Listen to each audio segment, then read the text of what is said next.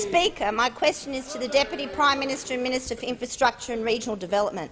Minister, I have received correspondence from some concerned residents in the Lower Blue Mountains, concerned about the proposed Western Sydney Airport's impact on aerial firefighting and hazard reduction activities in the Blue Mountains, given this is a bushfire-prone area. Minister, can you please advise my constituents what impact the proposed airport will have on these activities? The Deputy Prime Minister has the call.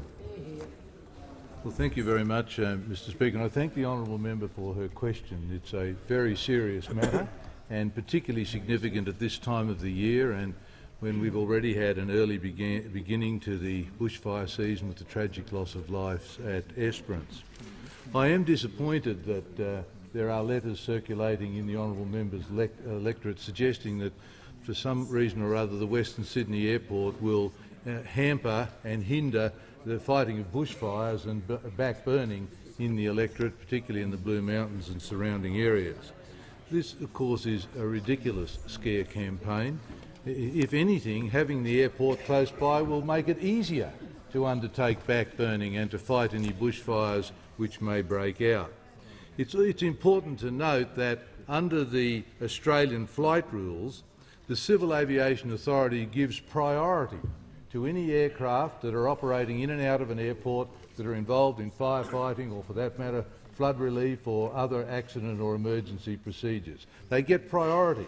The 737s and the A380s have got to wait for the firefighting aircraft, and so the capacity to fight fires in the Blue Mountains will be enhanced as a result of having the Western Sydney Airport.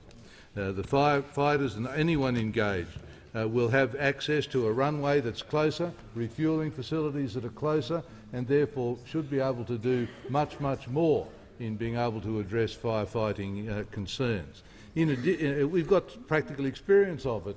When there's been fires in the Royal National Park, that hasn't stopped operations out of Kingsford Smith Airport, nor has the Kingsford Smith Airport been a hindrance in any way to the operation of firefighting services when that's necessary in areas like the National Park.